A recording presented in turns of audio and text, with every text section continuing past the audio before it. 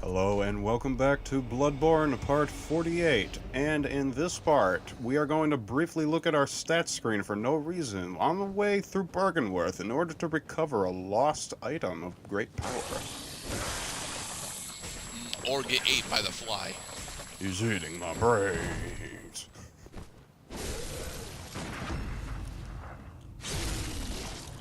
Alright, so what is on the itinerary for this particular part, Mr. Cloud? We will be in Bergenworth very briefly in order to go to the very tippity top of the college to get an item that I had left behind, unfortunately. It's good cooperator etiquette not to spend too much time just going around getting items, because cooperators cannot help you get items. Cooperators can help you kill enemies and bosses. So I left this item behind because I was being a nice person. Okay.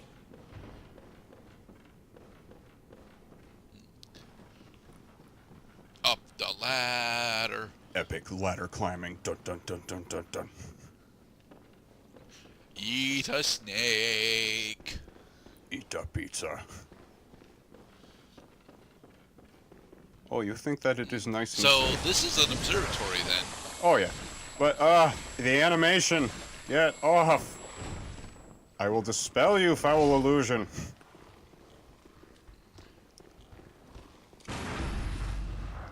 Very nice visceral. Yes. Be sure to get your gun when you go up against Jeff Goldblum. He attacks really quickly, so usually you have time to shoot him right after he engages the attack animation. The empty phantasm shell, is that another arcane weapon? It is an arcane imbuer. Ooh, okay. Boom. My saw cleaver now has arcane. Not a significant amount because you've not done any stat dumps into arcane, Yes. but you know. Can you improve? I think that if you improve your arcane, you can improve the amount of arcane damage you do. Although I'm inclined to believe that the primary point of upping your arcane is to increase your discovery stat. Very well then. And discovery is the equivalent of luck, I take it? Yep. It's your luck. It's your luck stat because wizards are lucky. Well, no, wizards are skilled. They use Felix Felicis or something. Harry Potter. Fuck. Now, next on our agenda, we are going back to meet a character whom we have not spoken to in a little while, but whose relevance has become quite, I'd say, quite devastating in these next moments. Let us go back to the Cathedral Ward in order to meet an old friend of ours.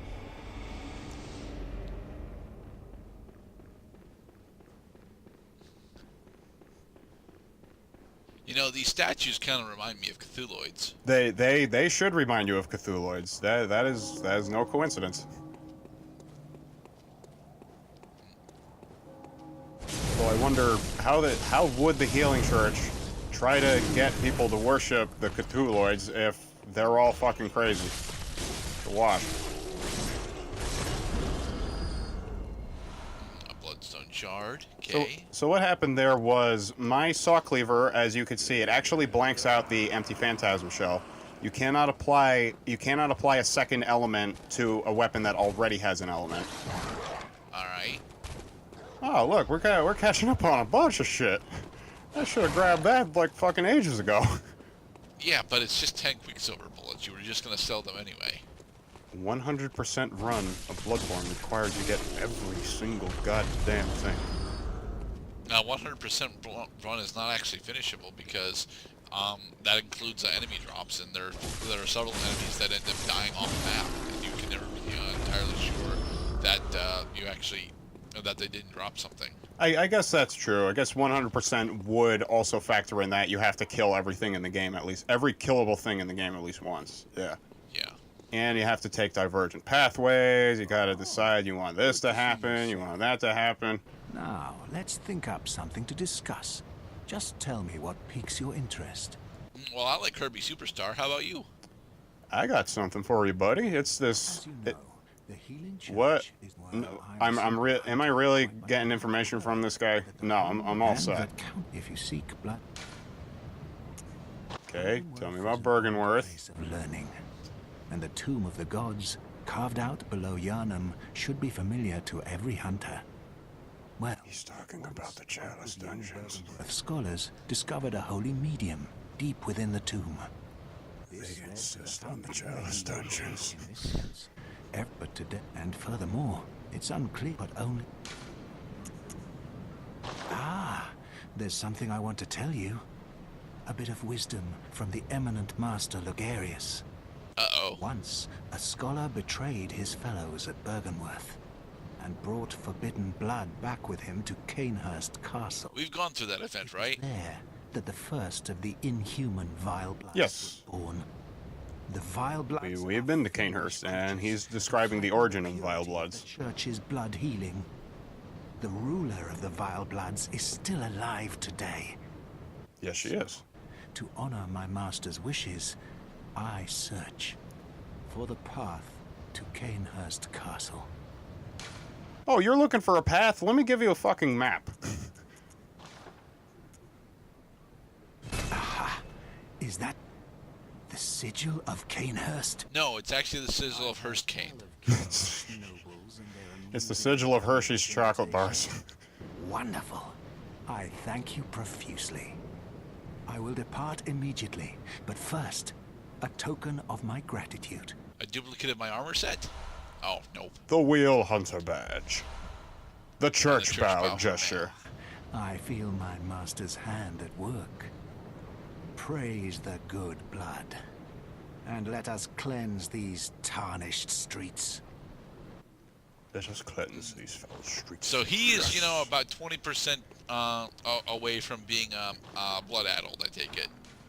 He's, old Alfred is, it's something closely akin to Eyes Wide Shut, where they look like ordinary socialites, but little do we realize that they're actually concealing a fucking insanity. Well, certainly nothing of consequence would happen if I just invited the archenemy of the Vile Bloods directly to the home. They have very nice knight statues. They do. They're very shiny.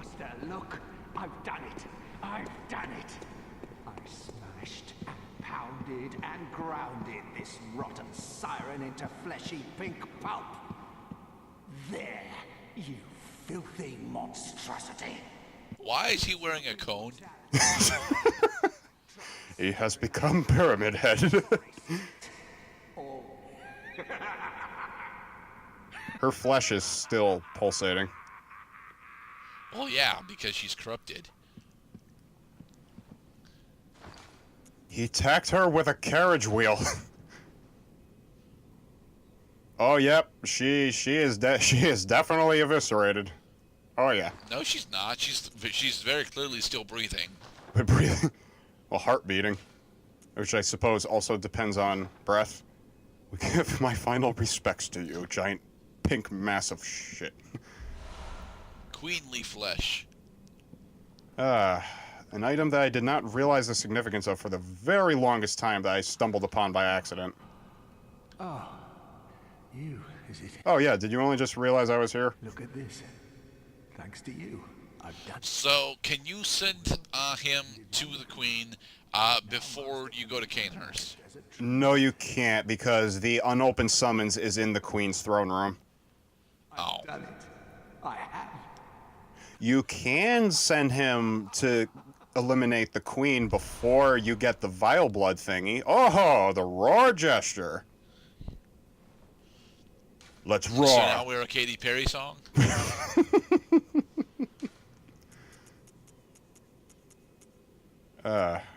That is a reference that I unfortunately cannot share. Ah! No, because that's a roar of frustration as opposed to a roar of triumph. Lawrence Fishburne would not sound like that if he roared. I am disappointed. Well, Lawrence Fishburne would not roar. He just flat out wouldn't do it. No, he roars. He roars like...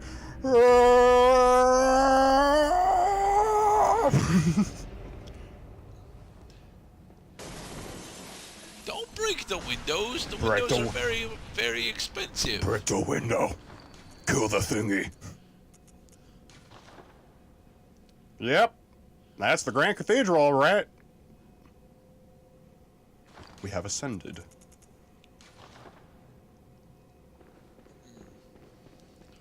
Oh. Alright, so where to next, Mr. Cloud? Oh, I'm excited.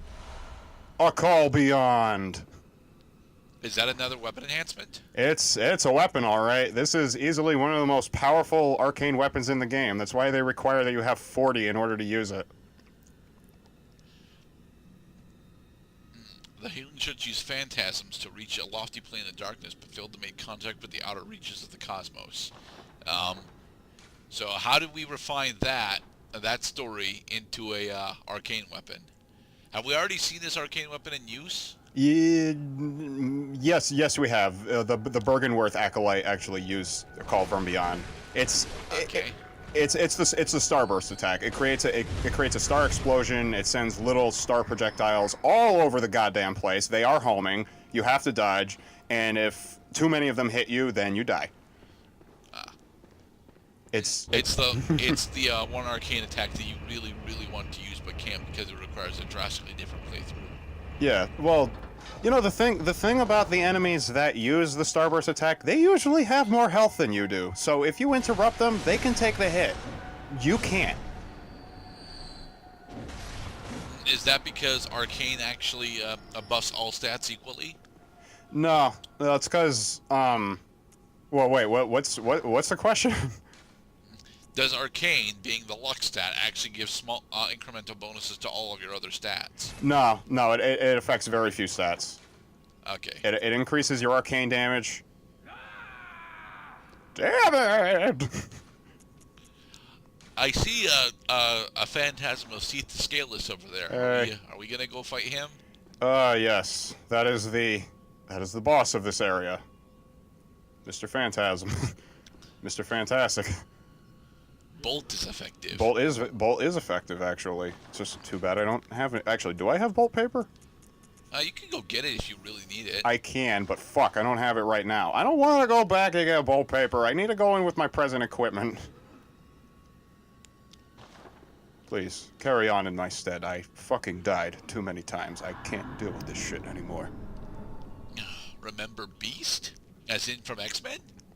Because this boss is a beast. Squiggly man. This boss is quite difficult. So ideally you do want at least one cooperator, and the game offers an NPC cooperator in the event that you don't have the patience to get a human cooperator. Okay. Damien of Mensis. Any fucking second now. Yes. Scholar Damien, okay. And he's wearing the Mensis cage on his head. Altar Despair. The Altar Hey, of Despair. Nice to see that you're still dimension hopping. Oh, there's a lot of interspatial time warp bullshit happening in this place. We haven't even gotten to the best part of the Altar of Despair. It's something that I did not discover for the longest fucking time. Give me health. Big. Oh, it's just pointing its ass at you. It's not actually Seath. Ebitrius, daughter of the cosmos. She's another Cthulhuid. Okay. She's the daughter of Cthulhuids or something.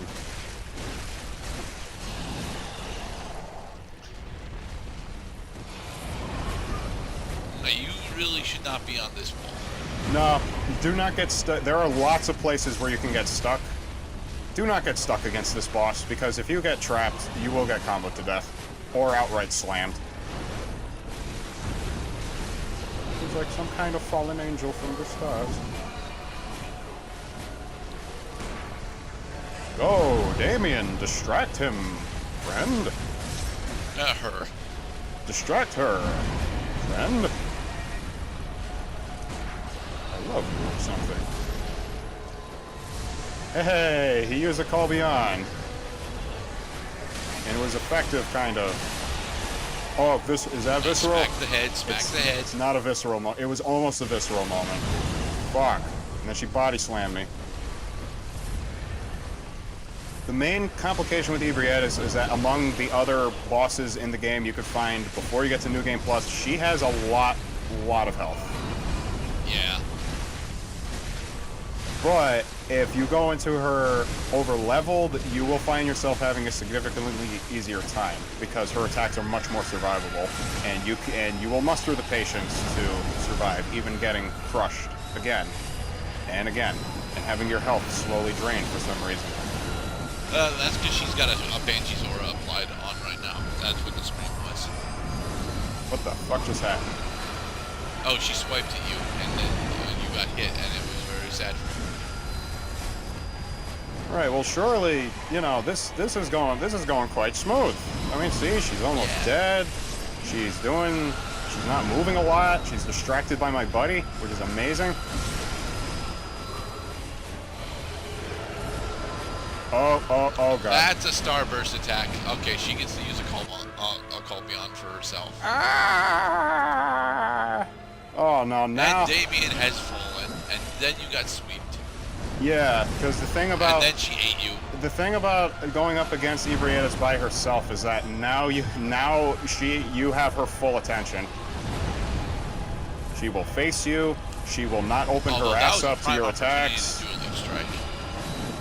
I probably should not use the word open ass up under any circumstances. But yeah, this boss is quite difficult. It will take you a lot of tries. It will motivate you to get a cooperator. It will test your patience, your skills, your patience, your skills, your patience.